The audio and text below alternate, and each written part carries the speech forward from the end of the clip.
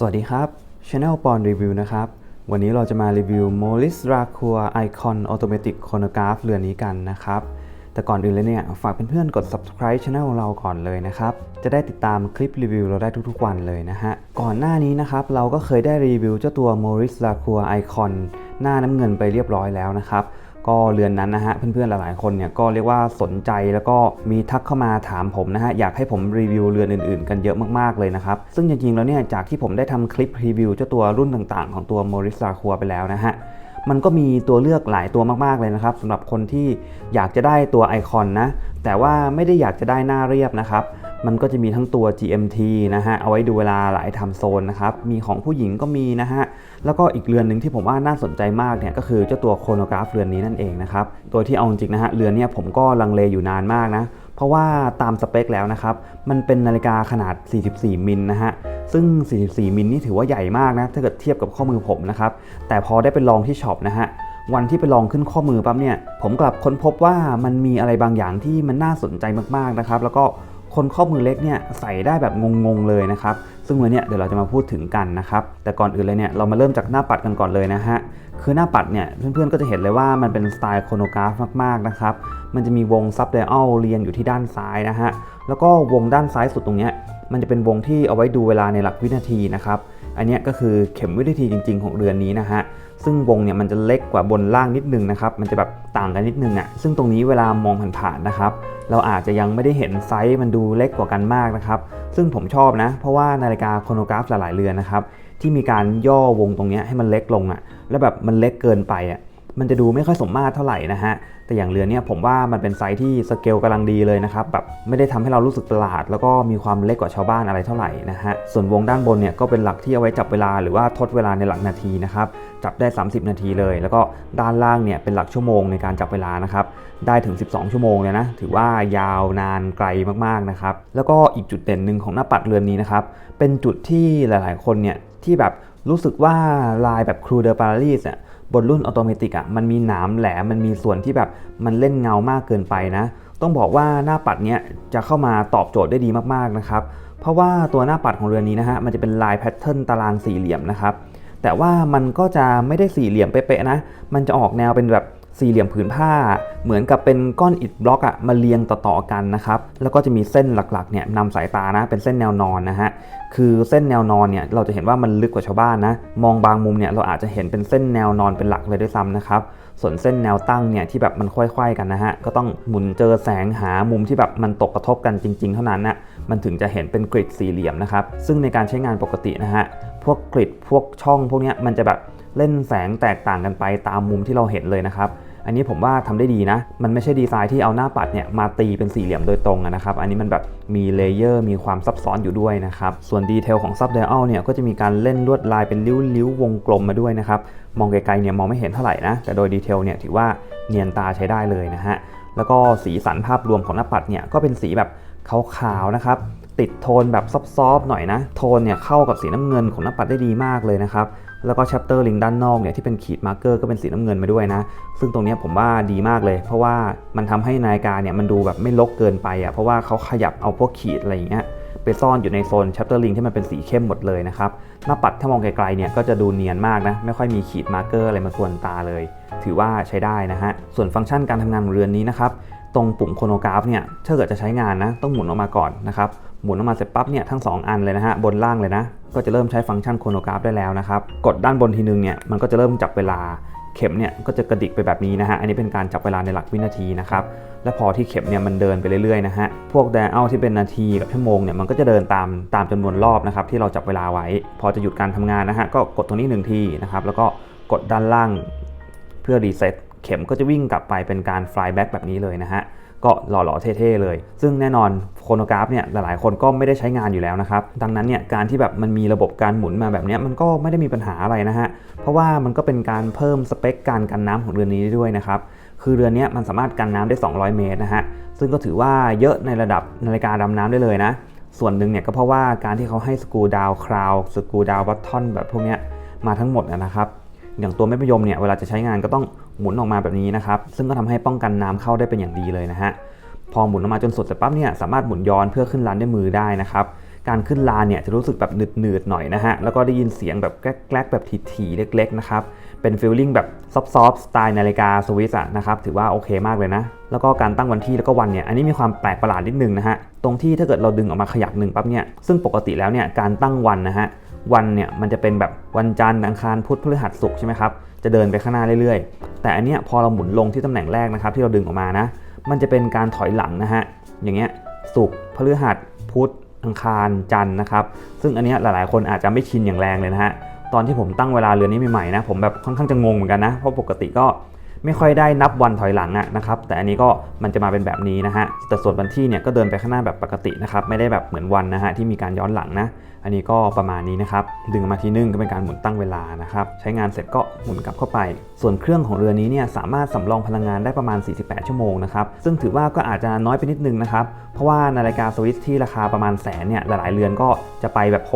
60-70ชั่วโมงกันหมดแล้วนะครับส่วนกระจกเนี่ยอันนี้ให้มาดีมากนะมีการตัดแสงสะท้อนได้เคลียร์มากๆนะครับหลายๆมุมเนี่ยเพื่อนๆจะเห็นเลยว่ามันแทบจะไม่มีกระจกอยู่เลยนะฮะต้องหมุนเจอแสงเจอริ้วจริงๆนะครับและเวลาที่มันเจอแสงเนี่ยเราจะเห็นว่ามันมีโคตติ้งสีม่วงๆน้ำเงินแบบนี้สะท้อนมาชัดเจนมากนะครับอันนี้เป็นระบบการตัดแสงที่แบบต้องชมเลยทำออกมาดีมากจริงๆนะฮะแล้วก็เคลียร์มองเวลาได้ชัดเจนสวยมากๆนะครับส่วนรวมของเรือนนี้มีมาให้แค่เข็มชั่วโมงเข็มนาทีนะครับมาดูส่วนต่อไปที่มันก็เป็นไฮไลท์อีกอย่างหนึ่งของเรือนนี้เหมือนกันนะฮะนั่นก็คือเรื่องของเคสนั่นเองนะครับคือเคสเนี่ยเราจะเห็นว่ามันจะมีดีไซน์ขอบเบเซลแบบ6แขนแบบนี้นะฮะซึ่งก็เป็นเอกลักษณ์จาก Maurice Lacroix รุ่น Calypso ในอดีตนะครับที่แบบเป็นรุ่นขายดีมากๆนะเขาก็เอารุ่นนั้นเนี่ยมาต่อยอดพัฒนาใหม่นะครับจนกลายมาเป็นไอคอนในรุ่นปัจจุบันนั่นเองนะฮะและไอคอนเนี่ยก็แตกแขนงออกมาเรื่อยๆนะครับแล้วก็โครโนกราฟเนี่ยก็เป็นหนึ่งในทรงของไอคอนที่ได้รับความนิยมพอสมควรเลยนะครับแต่จุดหนึ่งที่ผมบอกไปตั้งแต่แรกนะฮะก็คือขนาดเคสไซส์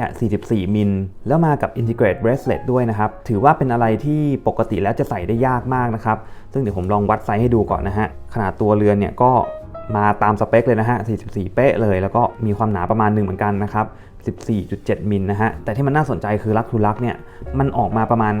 50.1 มิลเท่านั้นนะครับซึ่งอันนี้คือลักทูลักที่วัดจากตัวเคสจริงๆนะฮะแต่เรือนนี้ต้องบอกว่าลักทูลักจากสายมันยังไม่ได้กลางมากขนาดนั้นนะฮะมันอยู่ที่ประมาณ 54.5 มิลนะครับคือพอเราเห็นตัวเลขเนี่ยเราก็อาจจะรู้สึกนะว่ามันก็มีความกลางประมาณนึงนะแต่สิ่งที่ทำให้มันดูดีได้เนี่ยคือลักษณะของทรงเคสของเขานะฮะที่ตัวสายเนี่ยมันจะเกาะลงมาแล้วก็หักมาได้ตรงๆแบบนี้เลยนะครับซึ่งในการหลายๆเรือนนะฮะตรงข้อแรกเนี่ยมันจะไม่สามารถหมุนขึ้นลงได้ฟรีแบบนี้นะฮะมันจะมีความติดแบบนี้นะแล้วก็มันจะมาฟรีที่ข้อ2แบบนี้นะครับแต่อันเนี้ยมันหมุนฟรีได้ตั้งแต่ข้อแรกเลยทำให้เรามองจากด้านข้างนะครับเราจะเห็นได้เลยนะว่าเราสามารถบีบเข้ามาได้แบบอย่างเงี้ยนะครับแบบบีบเข้ามาได้เยอะมากนะฮะทำให้มันสามารถกระชับกับข้อมือเราได้ดีมากขึ้นอีกเยอะเลยนะครับส่วนฝาหลังเนี่ยก็เปิดโชว์เครื่องนะครับที่มีการเล่นลวดลายโรเตอร์มานะฮะเป็นลายขัดแนวตั้งริ้วๆแบบนี้นะครับดูสวยงามมากนะแล้วก็รอบๆเนี่ยมีสเปคต่างๆนานาบอกไว้นะครับอันนี้ก็ถือว่าโอเคนะฮะทำได้ตามมาตรฐานนาฬิกาสวิสนะครับส่วนตัวสายเนี่ยการขัดเงาถือว่าทำได้ดีมากนะครับอันนี้เป็นเอกลักษณ์อย่างหนึ่งของรุ่นไอคอนอยู่แล้วนะฮะที่สายเนี่ยจะมีความพริ้วนะฮะเล่นแสงได้ดีมากนะหมุนขึ้นหมุนลงนะครับเวลาเอานิ้วลูบๆดูแบบนี้สะท้อนสวยงามอลังการจัดเต็มมากๆนะครับเล่นแสงดีสุดๆนะถึงแม้ว่ามันจะเป็นแค่การขัดด้านล้วนๆเลยนะฮะด้านบนเนี่ยแต่มันก็แทบจะเล่นแสงเหมือนจะเป็นการขัดเงาอยู่แล้วนะครับจริงๆการขัดเงามีแค่ข้างๆเท่านั้นนะฮะแบบเป็นเส้นนำสายตาตรงเนี้ยตรงขอบมันนะฮะแต่ว่าเล่นแสงดีมากๆเลยนะครับส่วนบัคเกิลเนี่ยก็มีการขัดเงาตรงนี้มาให้ด้วยนะครับก็ถือว่าโอเคนะภาพรวมเนี่ยทำได้ดีตามมาตรฐาน Maurice Lacroix Icon อยู่แล้วนะครับเดี๋ยวลองขึ้นข้อมือให้ดูกันเลยดีกว่านะฮะข้อมือ 5.5 นิ้วหรือว่า14เซนของผมนะครับผมตัดข้อไปเนี่ยยังเหลือให้ตัดออกได้อีกเนี่ยประมาณ3ข้อนะฮะเท่ากับว่าเรือนนี้คนข้อมือเล็กกว่าผมประมาณนิ้วนึงเผลอๆยังใส่ได้เลยนะถือว่าเป็นนาฬิกาเรือนใหญ่ที่ตัดข้อได้เยอะมากนะครับซึ่งพออยู่บนข้อมือเนี่ยออกมาประมาณนี้เลยนะฮะอย่างแรกเลยที่เพื่อนๆจะเห็นนะครับก็คือมันมีความกลางประมาณนึงนะแต่มันเป็นความกลางที่มันยังไม่ได้แบบยื่นออกมาเยอะจนแบบมันแผ่ขยายเป็นจานแบนๆมากอย่างที่บอกไปนะฮะส่วนหนึ่งเนี่ยเพราะว่าด้านข้างนะครับเพื่อนๆจะเห็นเลยนะว่าสายเนี่ยมันตัดลงมาแล้วก็โอบกระชับกับข้อมือผมได้พอดีเป๊ะมากๆนะครับทำให้เวลาใส่เนี่ยมันจะไม่รู้สึกว่ามันมีความกลางเท่าไหร่เลยนะฮะซึ่งเวลามองจากด้านข้างเนี่ยเราก็จะเห็นช่องตรงนี้นิดเดียวนะครับแบบไม่ได้เยอะมากนะเวลาใส่ใช้งานจริงเนี่ยด้วยน้ำหนักนาฬิกาที่แบบมันจะมีความกดทับข้อมือเราแล้วก็สายที่แบบมันสามารถใส่ได้แบบกระชับมากๆนะครับมันก็จะขึ้นข้อแล้วแบบรู้สึกโอเคมากคือเซอร์ไพรส์มากๆเลยว่ามันเป็นนาฬิกา44มิลที่ผมใส่ได้แบบงงๆนะครับ คือปกติ44มิลนะครับแล้วก็ยิ่งเป็น Integrate Bracelet ด้วยนะคนข้อมือเล็กนี่ต้องหนีเลยนะครับคือ Integrate Bracelet เนี่ยบางที39มิลเนี่ยผมก็ใส่ไม่ได้แล้วนะหลายๆยี่ห้อนะครับแต่อันเนี้ยต้องบอกว่าเป็น44มิลที่สามารถสวมใส่ได้ดีกว่า39มิลหรือ40มิลของหลายๆยี่ห้ออีกนะฮะอันนี้แบบต้องชมอย่างรุนแรงมากนะครับแต่อย่างหนึ่งเลยที่คนจะใช้รุ่นโคโนกราฟต้องรู้เนี่ยคือเรื่องน้ำหนักนะฮะแล้วก็ความหนาเพราะว่าแน่นอนนะครับระบบกลไกข้างในมันเยอะใช่ไหมครับทำให้ตัวเคสเนี่ยก็ต้องมีความสูงมีความหนาขึ้นมาประมาณหนึ่งนะฮะแล้วก็เวลาจับดูเนี่ยเราจะรู้สึกได้เลยว่าพื้นที่ด้านข้างตรงนี้มันแบบค่อนข้างจะใหญ่อะคือมันก็เป็นนาฬิกาใหญ่นั่นแหละนะครับคนข้อมือใหญ่ๆใส่เนี่ยสบายมากๆนะฮะแต่ก็ถ้าเกิดคนข้อมือเล็กเนี่ยจะรู้สึกว่ามันถ่วงพอสมควรเลยนะคือแบบมีน้ำหนักเอาเรื่องเลยอะใส่ทั้งวันเนี่ยอาจจะมีเหนื่อยนิดนึงเหมือนกันนะครับแต่ปกติแล้วเนี่ยต้องบอกก่อนว่านาฬิการุ่นนี้เนี่ยมันจะมีออปชันเป็นสายหนังให้เลือกด้วยนะครับอย่างหน้าน้ำเงินเนี่ยถ้าเกิดเป็นสายหนังนะฮะเขาจะใช้เป็นสายหนังจระเข้ปั๊มลายมานะครับแล้วก็เป็นสีน้ำเงินด้วยนะฮะเข้ากับตัวเรือนมากๆเลยซึ่งสายจระเข้ปั๊มลายเนี่ยจะมีความแข็งประมาณนึงนะครับเวลาเอามาใส่ปั๊บเนี่ยมันจะเบาขึ้นเยอะนะแต่ว่าด้วยความแข็งของมันเนี่ยมันจะทำให้ตัวสายเนี่ยโค้งออกมาจากตัวเรือนนิดนึงนะครับแล้วก็ค่อยๆม้วนกลับเข้าไปนะฮะดังนั้นถ้าเกิดใครที่อยากได้ความเบาแล้วก็ข้อมือใหญ่ๆหน่อยเนี่ยสามารถเลือกใช้สายหนังสีน้ำเงินได้นะครับแต่ถ้าเกิดคนข้อมือเล็กนะครับผมก็จะเชียร์นะว่าให้มาสายเหล็กนะถึงแม้ว่าน้ำหนักเนี่ยมันจะถ่วงประมาณนึงอะแต่ในการใส่ใช้งานจริงนะครับต้องบอกว่าสายเหล็กเนี่ยสามารถกระชับกับข้อมือได้ดีกว่าสายหนังมากๆเลยนะครับสำหรับคนข้อเล็กนะครับก็ไปเลือกกันได้นะครับซึ่งรุ่นนี้เนี่ยจริงๆมันจะมีรุ่นที่แบบมันเป็นแพนด้าสีดำด้วยนะฮะคือวงด้านในเนี่ยเป็นสีดำขอบแชปเตอร์ลิงด้านนอกก็เป็นสีดำนะครับซึ่งรุ่นสีดำเนี่ยมันก็จะมีออปชันสายเหล็กแล้วก็มีออปชันที่มันเป็นสายหนังเหมือนกันนะฮะแต่สายหนังของสีดำเนี่ยมันจะเป็นสไตล์เรซซิ่งนะก็คือจะมีแบบการฉลุรูระบายอากาศอะไรแบบนี้นะครับเป็นสไตล์นักแข่งรถอะไรแบบนั้นนะฮะซึ่งก็จะสวยไปอีกแบบนึงนะครับก็ลองดูนะครับว่าเราชอบแบบไหนนะแต่ถ้าเกิดถามผมเนี่ยจริงๆผมแอบเชียร์สายแบบเรซซิ่งมากกว่านะเพราะว่าสายมันแบบนิ่มกว่าแล้วก็โค้งเข้ากับข้อมือได้ดีกว่าด้วยนะครับสไตล์มันก็ดูเข้ากันด้วยอ่ะเพราะว่าโคโนกราฟอ่ะมันก็เป็นนาฬิกาแบบรถแข่งอ่ะนะครับเอาไปนั่งดูกีฬามอเตอร์สปอร์ตเอาไปแข่งรถอะไรแบบนี้ได้นะครับดังนั้นเนี่ยมันก็น่าจะเหมาะกับสายที่มันดูมีความลุยๆหรือว่าวินเทจสักนิดนึงก็ยังดีนะครับสายหนังจระเข้เนี่ยอาจจะไม่ได้เหมาะกับมันมากเท่าไหร่นะฮะซึ่งใครที่จะไปเปลี่ยนสายเนี่ยต้องบอกเลยว่าเรือนนี้มีระบบการเปลี่ยนสายที่ดีมากๆนะครับด้านหลังเนี่ยเพื่อนๆจะเห็นนะว่ามันจะมีสลักแบบนี้นะครับซึ่งเราสามารถเอานิ้วเนี่ยบีบเข้าไปได้เลยนะฮะแล้วก็ดึงออกมาได้เลยดื้อๆเลยนะครับอย่างเงี้ย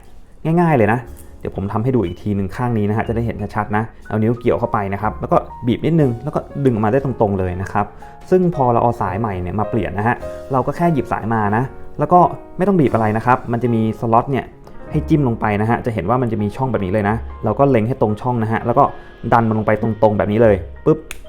เรียบร้อยแล้วนะครับอันนี้เป็นการเปลี่ยนสายที่ผมว่าฉลาดแล้วก็เจ๋งมากๆเลยนะครับซึ่งสายเนี่ยผมเคยลองเอาสายยางของ Maurice Lacroix รุ่น42มิลมาใส่แล้วนะฮะคือเห็นขนาดมันใกล้ๆกันคิดว่าสายยางของรุ่น42มิลออโต้ธรรมดาน่าจะพอใส่ได้นะแต่พอเอามาลองปั๊บเนี่ยมันใส่ไม่ได้นะมันเหมือนแบบติดอะไรบางอย่างนะครับอันนี้ก็ต้องใช้สายรุ่นที่แบบมันตรงรุ่นกับเขาจริงๆนะครับ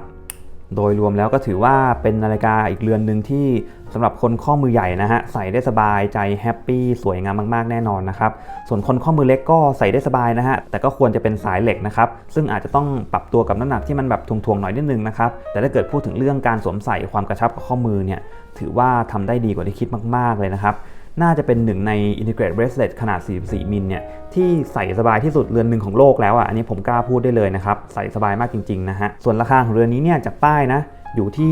1,900,000 บาทนะครับซึ่งเวลาเราซื้อเนี่ยเขาก็จะมีส่วนลดให้นะครับจริงๆแบบมีส่วนลดประมาณหนึ่งเหมือนกันนะลองไปถามกันดูได้เลยนะครับที่ Line แอดของเขาก็ได้นะครับจริงๆ Line แอดเนี่ยเขาขายแบบค่อนข้างจะราคาดีเลยนะครับเพื่อนๆลองไปทักกันดูได้นะอันนี้ผมแนะนำเลยสำหรับรีวิวนี้ก็ประมาณนี้นะครับใครที่มีคำถามอะไรก็สามารถคอมเมนต์กันมาได้เลยนะครับแล้วพบกันใหม่คลิปหน้าครับสวัสดีครับ